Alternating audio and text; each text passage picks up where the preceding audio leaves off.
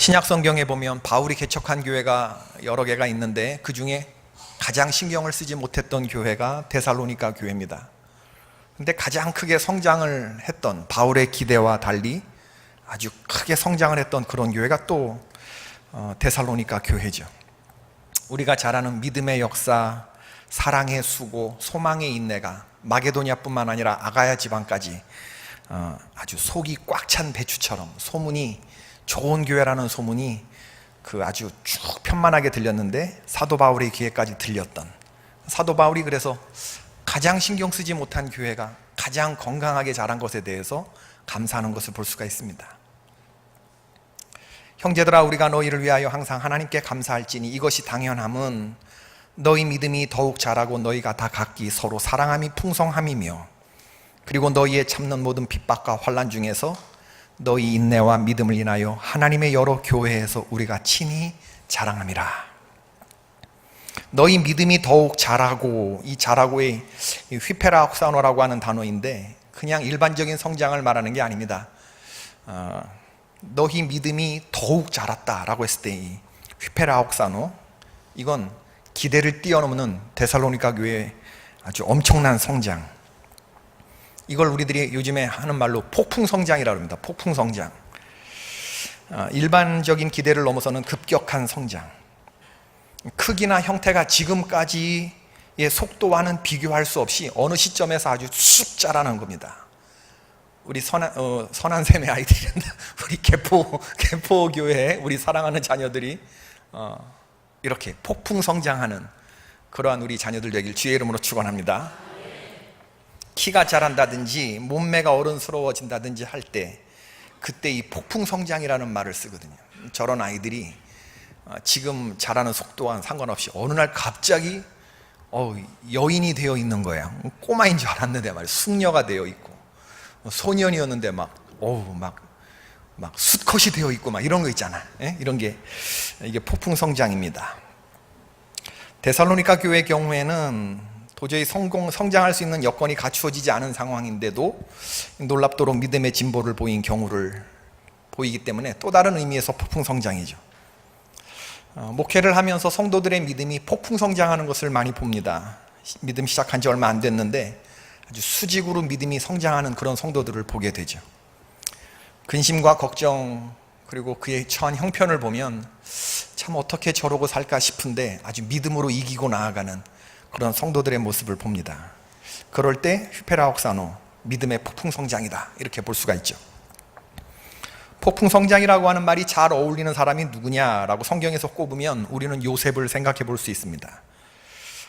요셉은 장손이 아니었습니다. 고대 시족사회에서 축복의 우선순위에서 밀렸던 사람이죠.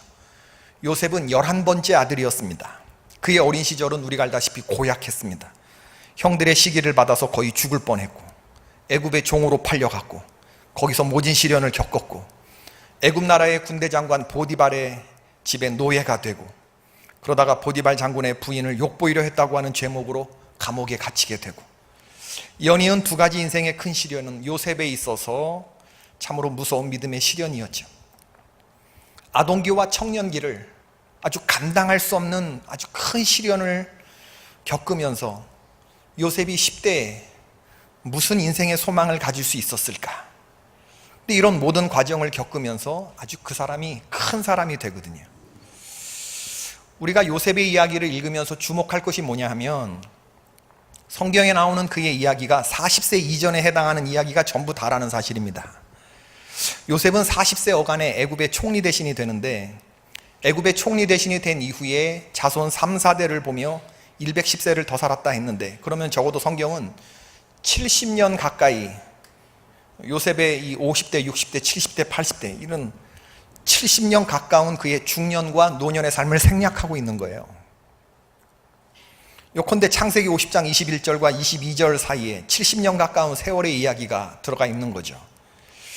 21절에 형들을 용서했다고 하는 내용이 나오고 22절에는 그가 110세를 살다가 죽었다는 얘기가 나오는데, 그럼 성경은 요셉이 애굽에서 총리 대신이 된 이후에 죽을 때까지 왜 70년 세월에 대해서 얘기를 하고 있지 않은 것인가? 그건 그 이후의 얘기는 더 이상 할 필요가 없기 때문에 그런 거예요.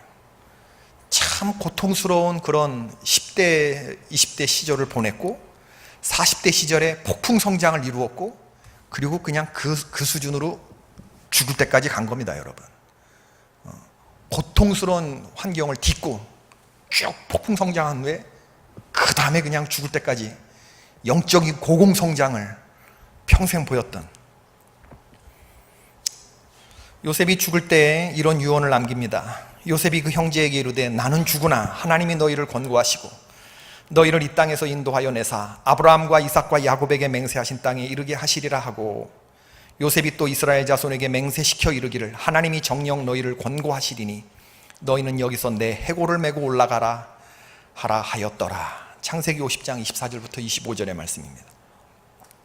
평생을 애굽의 총리 대신으로 살았지만 그건 세상의 이력일 뿐이었고 요셉의 마음과 영혼을 온통 지배하고 있었던 것은 뭐냐면 하나님이었습니다. 하나님 백성으로서의 이 정체성으로 충만했어요. 지금 내가 애굽 나라에서 살고 있지만 애굽은 작은 나라가 아닙니다. 고대 아주 엄청난 제국의 넘버 2였어요. 바로왕 바로 밑에 있는 총리 대신까지 올라간 사람이지만 그 땅을 자기의 나라로 생각하지 않았고 이 땅이 아니라 하나님이 약속하신 땅이 있는데 총리 되시는 건 굉장히 성공한 삶이잖아요. 그런데 그 땅에 만족하지 않고 하나님이 인도하여 내사 내 아버지와 할아버지와 그 할아버지에게 약속하셨던 아브라함과 이삭과 야곱에게 맹세하여 이르신 그 땅으로 내 해골을 메고 가라. 그런 유언을 남기고 있는 거거든요. 이런 것을 보면은 참 요셉이 그가 평생을 어떤 마음을 품고 살았는지를 볼 수가 있죠.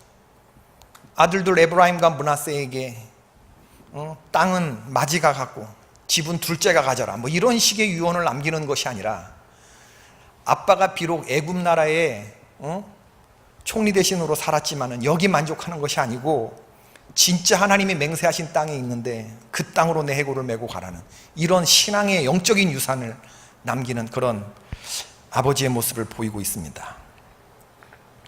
요셉은 무성한 가지 곧 샘 곁에 무성한 가지라 그 가지가 담을 넘었도다. 야곱이 요셉을 향해서 빌어줬던 축복인데 한 인생에 대한 평가가 이렇게 아름다울 수가 있나. 성경 창세기는 하나님의 천지 창조 이야기로 시작했다가 마지막에 우뚝 선 요셉이라고 하는 나무로 문을 닫습니다. 요셉은 무성한 가지. 복 있는 사람은 악인의 꾀를 쫓지 아니하며 죄인의 길에 서지 아니하며 오만한 자의 자리에 서지 아니하고 오직 여호와의 율법을 주야로 묵상하는 자로다. 그는 시냇가에 심은 나무가 시절을 쫓아 과실을 맺으며 그 잎사귀가 마르지 아니함 같으니 그 행사가 다 형통하리로다. 요셉의 경우도 그렇고 시편 1편에 등장하는 나무도 그렇고 데살로니가후서 1장 4절 이하에 나오는 휘페라옥사노 폭풍 성장도 그렇고 믿음의 폭풍 성장을 이룬 사람들은 뭐에 비유되느냐 하면 우람한 나무에 비유되는 거예요. 우람한 나무. 하반기 다니엘 새벽 기도회를 드리는 첫 시간에 우리 개포 감리교회 사랑하는 자녀들 모두가 하나님 은혜 안에서 폭풍 성장을 이루기를 바라고 거대한 거목으로 자라가기를 주님의 이름으로 축원합니다. 폭풍 성장을 이룬 사람들에게는 어떤 특징이 있는가? 두 가지 특징인데 첫 번째는 흔들리지 않는 중심이 있다는 겁니다. 흔들리지 않는 중심. 하나님의 말씀, 인생을 끌고 가는 흔들리지 않는 중심, 이 폭풍 성장을 이루는 위대한 믿음의 열조들에게 있는 이 믿음, 이게 우리 아이들에게 있어야 될 텐데 세상의 가치는 불완전하고 가변적이죠. 절대적이지 않습니다. 상대적이고 흔들립니다. 때와 조건과 상황에 따라서 틀려져요. 그러나 믿음의 거목들에게는 하나님의 말씀이라고 하는 어제나 오늘이나 영원 무궁토록 흔들리지 않는 하나님의 말씀이 기준으로 딱 들어가 있는 거예요. 이 말씀이 마음속에 있으면 만 가지 죄와 유혹이 우리를 공격해도 우리의 마음을 지킬 수 있습니다. 목에 칼이 들어와도 하나님의 말씀대로 가야 된다고 하는 이 기준이 명확하게 서 있기 때문에 그런 거예요. 빛 한 줄기가 들어오면 어둠이 물러가듯이 하나님의 말씀이 마음 가운데 기준으로 흔들리지 않는 중심으로 있으면 마음을 공격하는 모든 어둠이 물러가게 되어 있습니다. 요셉은 자기가 섬기는 주인 보디발 아내의 은밀하면서도 노골적이고 지속적인 성적 유혹을 거절하죠. 하나님의 말씀을 가지고 벗어납니다. 내가 어찌 이 큰 악을 행하여 하나님께 득죄하리이까. 여인이 날마다 요셉에게 청하였으나 요셉이 듣지 아니하여 동침하지 아니할 뿐더러 함께 있지도 아니하였다라고 했습니다. 유혹은 유혹을 느끼는 사람에게나 유혹이지, 아무도 다이너마이트를 가지고 장난치지 않습니다. 왜냐하면 그것이 다이너마이트인 걸 알기 때문에 그런 거예요. 요셉은 보디발 아내의 그 유혹이 다이너마이트처럼 보인 거예요. 그게 위험하다는 것을 알았어요. 이게 유혹이 되지 않았어요. 유혹도 되지 못했던 것은 하나님의 말씀이 마음 가운데 있었기 때문에. 이건 금지된 장난 정도가 아니라 이건 밟으면 뻥 터지는 거라는 걸 알았기 때문에 유혹조차가 되지 않는, 유혹조차가. 옷을 벗어놓고 도망간 거죠. 이런 걸 가지고 장난한다고 하는 것은 있을 수 없는 일이었기 때문에 보디발의 아내는 요셉이 벗어 던지고 간 옷을 증거로 제출하면서 남편에게 이렇게 저렇게 얘기를 해봤겠지만, 그래서 요셉으로 하여금 감옥에 들어갔게 했지만, 당시 시대적인 분위기와 상황을 보자면 요셉이 감옥에 간 것은 무죄 판결을 받은 것이나 다름이 없습니다. 근본도 없이 팔려온 히브리 소년이 대애굽 나라의 군대 장관 보디발의 아내를 실제로 겁탈하려 했다고 하는 증거가 있다고 합니다. 목숨이 10개라도 부지할 수 없는 상황이었는데 보디발은 아는 거예요. 내 아내가 유혹했을 것이다. 저놈이 저렇게 나올 놈이 아니다. 그러니까 감옥에 쳐놓은 것이죠. 하나님의 사람들에게는 말씀이 중심을 잡아주며 거기서부터 나오지 않는, 흔들리지 않는 삶의 중심이 있다는 것. 하나님의 말씀 안에서 마음 지키는 여러분 되길 축원합니다. 두 번째, 폭풍 성장 이루는 사람은 신앙의 풍성한 열매를 맺게 되어 있습니다. 하나님은요, 저와 여러분에게 열매를 요구하십니다. 열매를 맺지 못하는 나무마다 어떻게 돼요? 찍어 불에 던지어질 것이다. 그 열매는 사랑의 열매. 주님이 원하시는 열매는 사랑의 열매, 기쁨의 열매, 평안의 열매. 오늘 본문에 보면 그런 것이 나와 있죠. 주님이 우리에게 어떤 열매를 맺기를 원하시는가? 가난한 자, 억눌린 자, 포로된 자들에게 위로와 소망이 되는 그런 삶을 살기를, 그런 삶의 열매를 맺기를 우리에게 바라고 계시는 것입니다. 내가 진실로 너희에게 이르노니 너희가 여기 내 형제 중에 지극히 작은 자 하나에게 한 것이 곧 내게 한 것이다. 예수님이 말씀하신 지극히 작은 자들은 어떤 자들이냐? 잘난 사람, 이런 사람 아니야. 줄인 자, 목마른 자, 나그네 된 자, 헐벗은 자, 병든 자, 감옥에 있는 자들, 아무도 돌보지 않는 그런 사람들을 돌보아주는 삶을 살라고 하는 거예요. 이런 삶의 열매들을 맺는 것이 우리에게 주어진 사명입니다. 강도 만난 이웃을 위해서 자기의 모든 것을 내어주는 이런 사랑, 구제와 선행들. 요셉은 자신이 당한 험한 환경을 원망하면서 복수의 칼을 갈지 않았습니다. 얼마든지 독한 것들을 마구 뿜어낼 수 있는 그런 성장 환경이었음에도 불구하고 그는 그런 것들을 뿜어내지 않아요. 모두를 용서합니다. 자신을 팔아넘긴 형들을 용서했고, 보디발 장군의 아내를 쫓아가고 뭐 어떻게 했다 이런 얘기 없습니다. 성경에 전부 다 그냥 용서해요. 시냇가에 심은 나무가 철 따라 과실을 맺을 때 그 과실 맺는 걸 좋아하는 건 누구예요? 그 열매는 누가 먹어요? 열매를 맺은 나무가 먹나요? 누가 먹어요? 그 열매 주변에 사람들이 먹는 거예요. 나무 주변으로 모여드는 사람들이 먹는 것입니다. 한 사람이 폭풍 성장을 이루고 거목을 이루고 큰 그늘과 철 따라 과실을 맺게 되면 그 혜택은 그 그늘 아래 피하는 모든 그가 속한 인간관계들이 누리게 되는 거죠. 집안 사람, 동네 사람, 모든 사람들이 누리게 되는 것입니다. 폭풍 성장의 핵심은 그 안에 성장을 이루는 요소가 들어있어요. 폭풍 성장을 가능케 하는 요소가 있기 때문에 폭풍 성장이 가능해지는 것입니다. 하나님께서 우리와 우리의 자녀들에게 폭풍 성장이 가능한 휘페라옥사노, 폭풍 성장이 가능한 거룩한 씨를, 말씀의 씨를 심어 넣어 주신 줄로 믿습니다. 때가 되면 하나님께서 우리 자녀들 크게 들어 쓰실 날이 올 것이라고 믿습니다. 폭풍 성장의 핵심은 결론적으로 큰 나무가 되었다, 거룩한 큰 아주 거목이 되었다, 이런 해피엔딩에 포커스가 있는 게 아닙니다.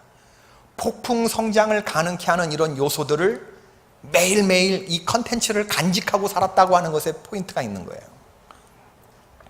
훗날 어느 날 뭐 이렇게 크게 된 그런 날의 해피엔딩이 아니라 오늘 하나님이 인도하시는 하루하루를 하나님의 말씀을 품고 말씀에 순종하면서 약속하신 대로 인도하시는 하나님의 역사를 순종하면서 나아가는 그 하루하루의 삶, 이런 것들을 하나님이 보시고 어느 날 갑자기 폭풍 성장을 이루어 주시는 것이거든요.